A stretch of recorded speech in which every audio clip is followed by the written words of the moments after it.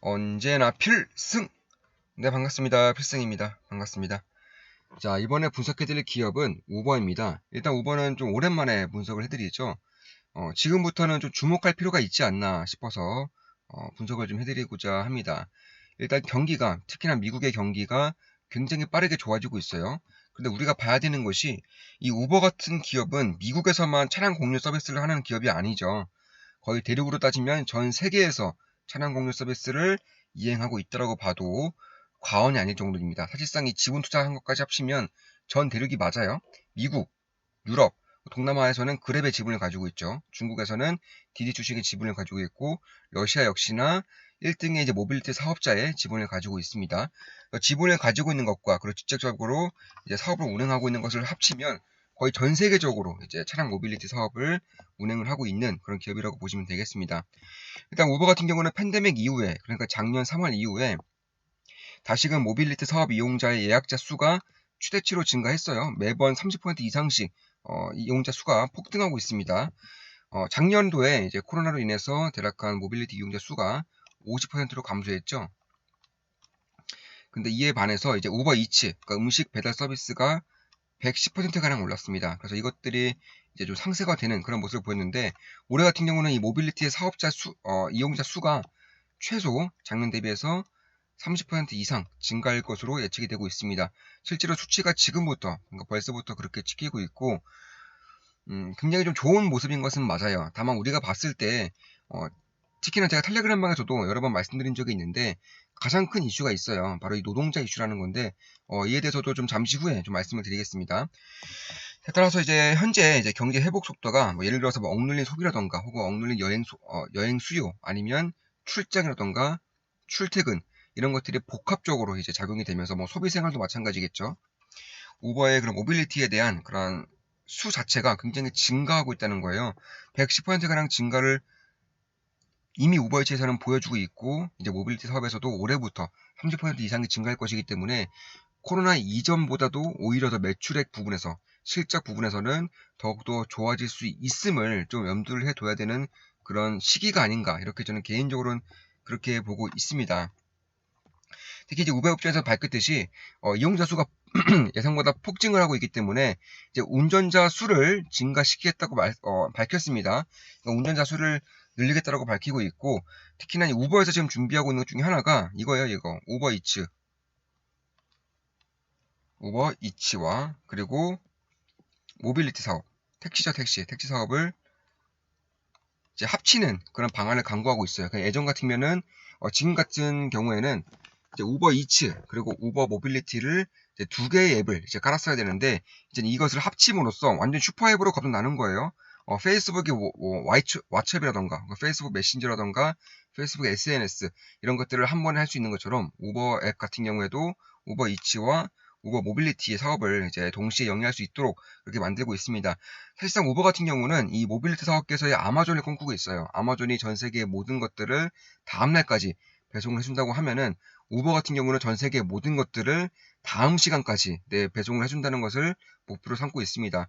뭐 실제로 음식뿐만 아니라 뭐 약이라던가 뭐 주류 뭐 이런 것들도 아니면 심부름 같은 경우도 그렇고 그러니까 이런 것들도 실질적으로 사업을 지금 펼치고 있는 부분도 있습니다. 특히나 사람까지도 이제 운송을 시켜주는 그런 역할을 하고 있죠.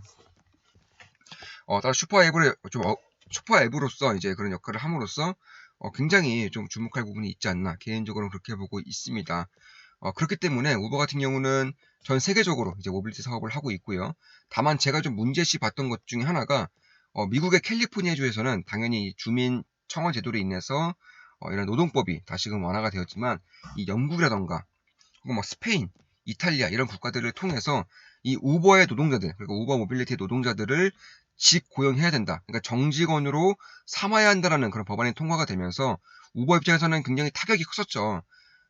그러니까 좀 예를 들어보면은 한 5년 뒤, 한 10년 뒤로 쳐봅시다. 10년 뒤에 이게 자율주행으로 넘어가면서 자연스럽게 지금의 우버 모빌리티에 고용된 그런 운전자들은 해고가 될 수밖에 없는 운명이에요. 이건 어쩔 수가 없는 거죠.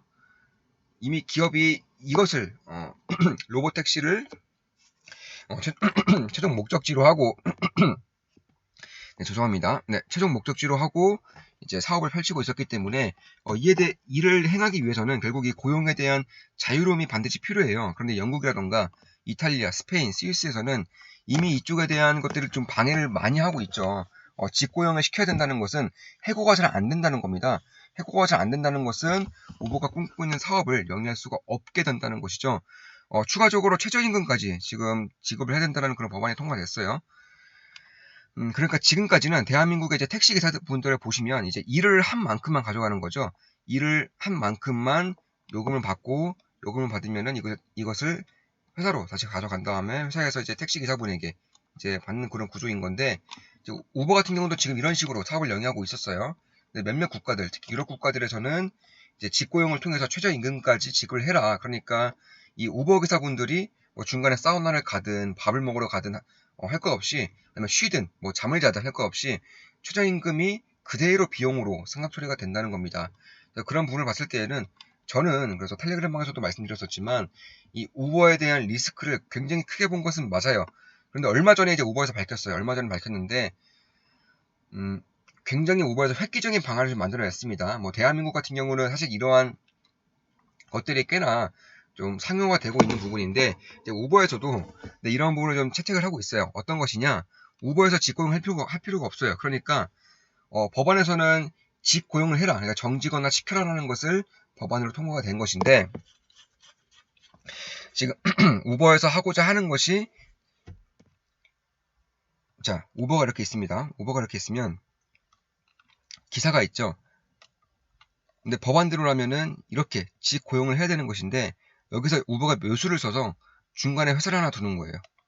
그러면 이 회사에서 기사를 고용하고 여기서 클라이언트식으로 그러니까 출장, 파견식으로 우버에서 이렇게 기사분들을 사용을 하겠다 이렇게 밝히고 있는 겁니다. 사실 이런 부분에 대해서는 좀 법적인 부분에서 좀 더 따져볼 것이 있어요. 특히나 국가마다 이런 것들에 대한 대책안이라던가 혹은 규제안을 전부 다 다르게 명시해 놓기 때문에 조금 더 살필 필요가 있지만 결국 이러한 타겟책 자체가 굉장히 좀 뭐라고 해야 될까요? 굉장히 사업을 영위해 나가는 그리고 사업을 전략적으로 꾸려나가는 그런 능력이 굉장히 탁월하다는 생각이 들었어요. 그러니까 시가총액이 100조 원 정도 되는 회사가 이렇게 빠르게 이러한 묘수를 생각해 난다는 것 자체만으로도 이 경영진의 능력을 그대로 평가해 볼 수 있는 그런 이슈가 되지 않았나 저는 개인적으로는 그렇게 보고 있습니다. 실제로 살펴보니까 이 우버에서 그러니까 반드시 우버에서 직고용하는 그런 법안이 아직은 채택이 되지 않고 있기 때문에 지금 이러한 우버의 타겟책 그러니까 중간에 회사를 하나 둠으로써 그 회사에서 직고용을 하고 그 회사에서 파견직으로서 이제 우버로서 보내는 것을 이제 굉장히 좀 새롭고 굉장히 현명한 타겟책으로 이제 나아갈 수 있는 그런 모습이 만들어지고 있는 것은 맞습니다. 그런 것을 봤을 때에도 결국 앞으로 우버에 대한 실적은 좋아질 수밖에 없어요. 그런 것들은 이미 기정사실로 되어 있습니다. 더불어서 가장 리스크였던 이런 직고용 리스크가 어느 정도는 타겟책이 마련되고 있다는 점을 봤을 때에도 저는 꽤나 좀 고무적인 그런 이슈가 되지 않았나 이렇게 개인적으로 그렇게 보고 있습니다. 우버에 대한 기본적인 분석 같은 경우는 전 영상에서도 말씀드렸기 때문에 이런 식으로 방향성에 대해서 좀 분석을 해드리고 있는 겁니다. 따라서 뭐 주류라던가 아니면 약이라던가 아니면 세상에 존재하는 모든 것들을 이제 배송시켜 주겠다는 그런 포부로서 아마존의 모빌리티, 그러니까 모빌리티계의 아마존을 꿈꾸고 있는 우버로서는 굉장히 좀 좋은 그런 성장세를 나타낼 수 있는 그런 모멘텀까지 왔다라고 저는 개인적으로 보고 있습니다. 차트를 좀 보더라도 그리고 지금 이러한 이제 저항대에 부딪히면서 다시금 하락을 하고 있는 상황인데 다음 이슈에서는 그러니까 다음 저항대까지 왔을 때에는 돌파할 가능성이 있지 않을까 개인적으로 그렇게 보고 있습니다. 왜냐하면 실질적으로 기대감이 아니라 실질적으로 실적이 좋아지는 시기이기도 하고 무엇보다 이러한 노동자에 대한 직고용에 대한 그런 타겟책을 마련을 해 두었기 때문에 그런 모습을 볼 수가 있게 되는 거다 이렇게 말씀드릴 수가 있겠습니다. 그리고 간혹 가다가 이제 우리 필승 멤버분들의 혹은 필승 멤버방이 어떤 식으로 운영되는지 좀 궁금하시는 분들이 계세요. 저 같은 경우는 매도할 때 우리 필승 멤버 전원에게 이제 말씀을 드린다고 했었죠. 오늘 같은 경우도 추가 매수한 갭이 있습니다. 중간에 급등을 했을 때 비중의 일부를 매도하고 다시금 떨어지길래 지지라인에서 추가 매수한 갭이 있는데 오늘 매수한 거예요. 이런 식으로 댓글 달려요. 땡땡땡땡땡 추가 매수했습니다. 갓승. 이번에도 필승. 감사합니다. 춤에 완료, 필승, 추매했습니다. 필승 이런 식으로 실시간으로 말씀드리기 때문에 그 실시간으로 이제 참고를 할 수가 있게 되는 것이고 사실 보시면 굉장히 좀 어렵지는 않죠. 네, 추가 매수 완료했습니다. 땡땡땡땡 매도했습니다. 매도하는 것도 다 말씀드려요. 매도하는 것도 실시간으로 당연히 말씀드립니다. 땡땡땡땡 매도했습니다. 필승 수익 감사드립니다. 사부님 추가 매수했습니다. 신규 매수 하신 건 없나요? 네, 신규 매수 하는 것도 당연히 말씀드리죠. 오늘은 신규 매수 한 것이 어제 없기 때문에 이제 댓글 달아드렸습니다. 이런 식으로 좀 운영을 해드리는 거예요. 지금 가치 필승 투자분들도 그렇고 특히나 좋은 마음 기쁜하게 멤버분들에게는 텔레그램 방에서도 운영을 좀 하고 있죠. 그래서 안녕하세요. 이제 텔레그램 자, 얼마 전에 이제 좋은 마음 기쁜하게 멤버분이 되신 분입니다. 안녕하세요. 텔레그램 방 글 읽는 걸 멈출 수가 없네요. 이러다 밤샐 듯 잘 부탁드립니다. 네, 텔레그램 방에서도 제 의견이라던가 뭐 분석글을 매일같이 올려드리고 있고 기술적 분석, 그러니까 차트 분석도 매일같이 올려드리고 있기 때문에 이러한 부분에 대한 도움은 저는 확실히 될 것이라고 보고 있어요.